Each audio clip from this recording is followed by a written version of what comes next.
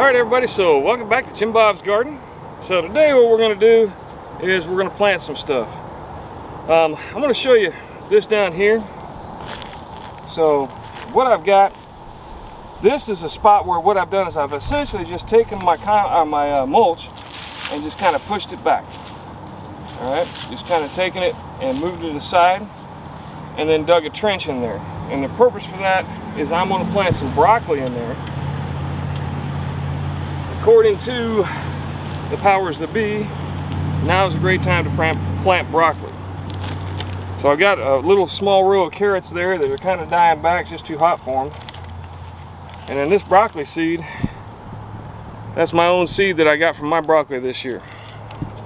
That is the advantage of letting it flower out. It's great for the bees and the butterflies, they love it. And then you also have plenty of seeds, so I can plant this seed. If it grows, great. If it doesn't, I don't have to worry about it. So with the broccoli seed, we're just going to sprinkle it along, and I'll come through and thin it later.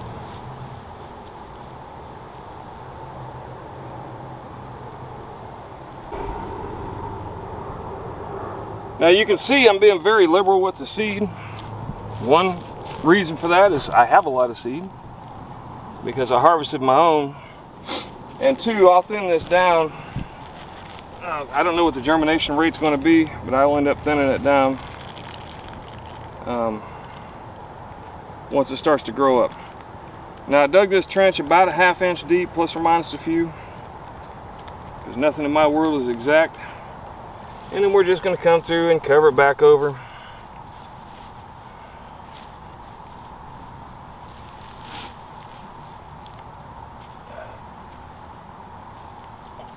Once again, with the goal of having about a ½ to a ¼ inch of dirt over the top of the seed.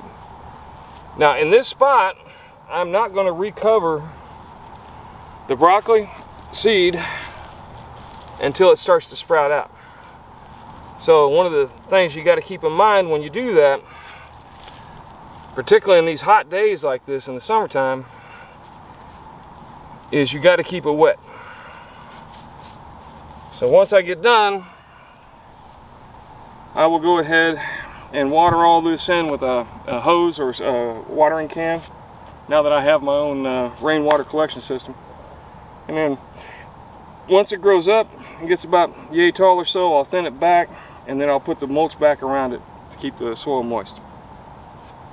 Now in here, this row here where I'm sitting, squatting, kneeling, whatever, is where I had my tomato plants. So tomato plants are heavy feeders, so what I'm going to do is I'm going to cut this other stuff that's in here out.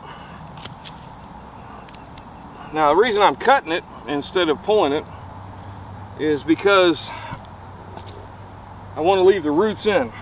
The roots are organic material that if I leave them in the soil, this plant won't grow back, but that'll actually rot down and become more organic material in my soil. I'm going to leave this tomato because it's not died yet, which I believe that's one of them white Thomasills. Alright, and then now there's an alternative to planting in mulch like this. You can either do like I did there where I pulled the mulch back, or you can just pull it back a little bit and stick your seeds in, which is what I'm going to do with these. I want to get beans in there. And once again, these are some bush beans that I collected the seeds from, so I can be as liberal with these as I want. Then I'm going to put 2 beans in each hole, and then I'll cut one back. And then with that, like I said, if you just pull the mulch back, then you still have plenty of mulch. I'm sorry, if you just go in through the mulch, then you'll still have plenty of mulch around your beans when they come up. Now beans are a pretty strong plant, so they should not have a problem pushing through the mulch that you have, depending on what kind of mulch you got. So like I said, just stick my finger in, go down about 1 inch, stick 2 seeds per hole. And just push the dirt back in over it. And cover it with a little bit of compost so that the hole has a little bit of coverage. Now I probably shouldn't have done that quite yet, because then I lose track of where I'm at. Which is okay, because once again, these are my seeds. So even if they don't grow, it's not costing me anything.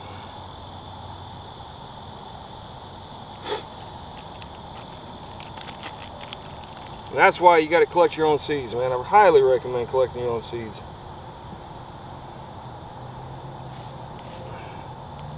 And like I said, what had been in here previous was tomatoes. And so tomatoes are a very heavy feeder. And so they will have depleted a lot of the nitrogen in the soil. So even if I don't get any beans at all off of this crop that I'm planting now, if the beans actually grow, which I think they should, they will put nitrogen back in the soil. So we're working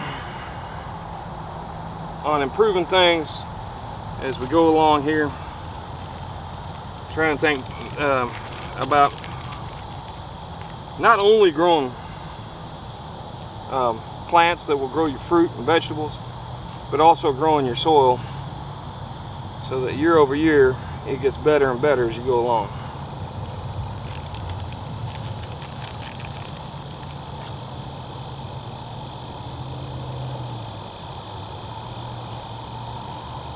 Alright, now I'm going to sprinkle a little bit of mulch over the top,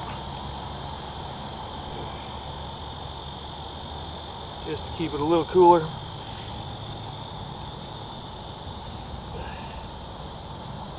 And it shouldn't be a problem with those growing up. Now behind me, I want to show you this too. I also planted beans here. With this one, I went ahead and did the pullback method, and then dug a trench and planted beans in there. And then next to the beans, this is a row of cucumbers, which is another thing that you can plant this time of year. So today my planting is going to be broccoli, beans, cucumbers, and then over here I have what? Oh, that's just trash. And over here, what I got is a little bit of acorn squash.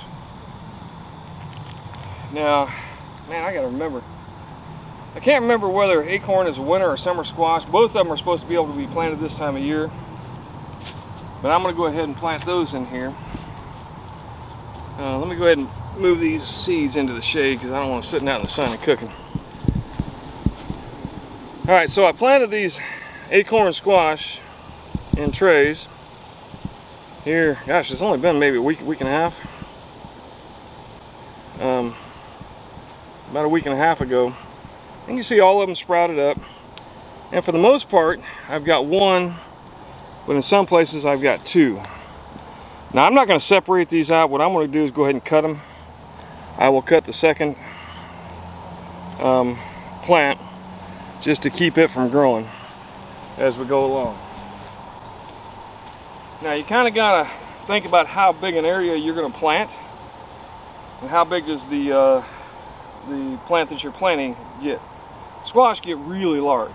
Like you want to have about 3 foot, 2 to 3 feet at least between them. Alright, so what I'm going to do,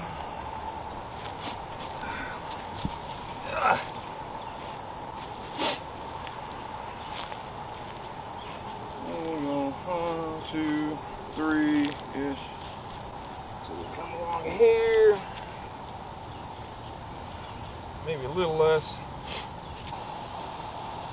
So on this one, you just push the mulch back, dig you a little hole, take the dirt out,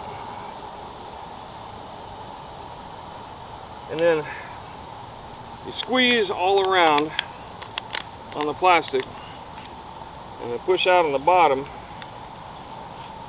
And it should, theoretically, come out. Now you want to try and get the whole thing out, because what you don't want to do is have the roots break. And these roots are very fine. So you want to make sure that you get that whole root ball in there. And then I just cover it up, get it back up to where it's standing up nice and neat. Take the mulch, put the mulch back on it.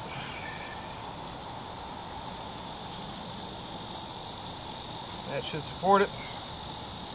Then we'll come back through and I'll water it. Oops, forgot to put some dirt back on it. Dang it. Alright. And we'll go about 3 foot or about halfway.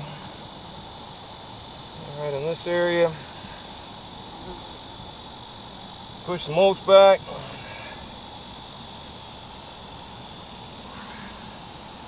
Dig your little hole.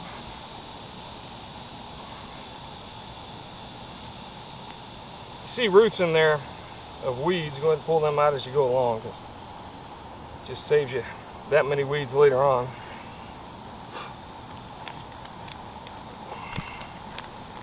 Now we got a lot of rain last night, so these plants are very wet.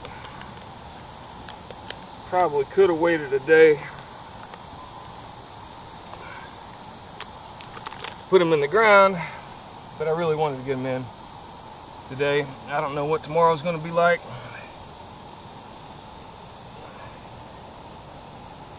I never put off to tomorrow what you can do today. And like I said, this is one of those that's got 2 on it. So I'll pick the best one, save it, and just nip off the top of the other one. And it should not grow back. I mean, if it does, it's no great problem, but more than likely that will not grow back. Now, one of the other considerations when you're planting squash is I try not to put squash where I had squash before, in hopes that whatever squash bugs there are not in the soil here in this particular spot. At least that's the goal.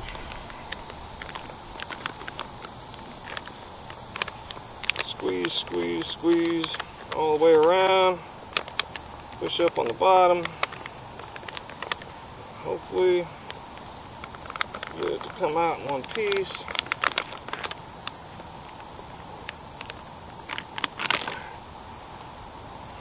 So you can see all those little fine roots. The more of those I save, the more likely it is that this plant will survive. Alright, so I'm going to put that about here.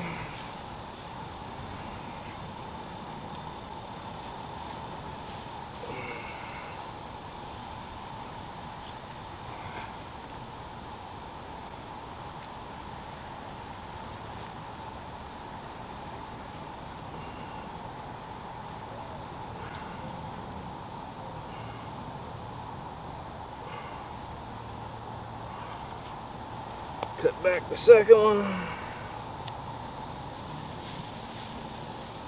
Put the mulch back around it. And boom, we're done. Okay, so don't forget to water your plants as well. Alright, this watering does 2 things for you. One, of course, you get moisture in the soil. But we just had a rain, so I got plenty of moisture here. But it also helps to fill in the holes and air pockets where you just dug it up.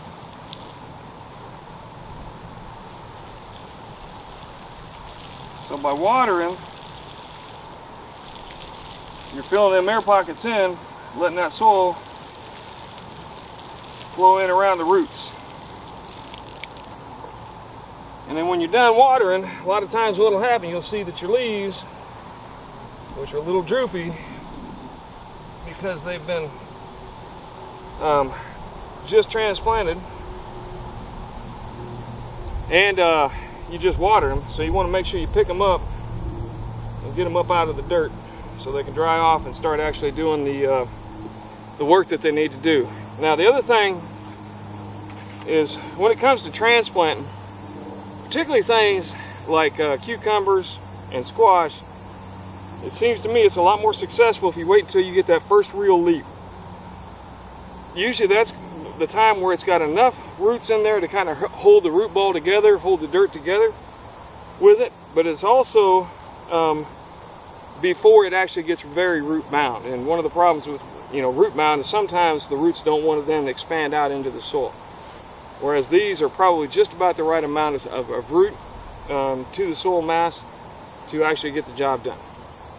Alright, so that's what I got going on today. I planted some squash, some cucumbers, some beans, and broccoli. But like I said, give me a like, give me a subscribe if you don't mind, and then tell your friends. And most importantly, grow something. Get something growing in your yard. Now's a great time to start planting your fall garden. Alright, so thanks once again. Y'all take care, and like I said, grow something.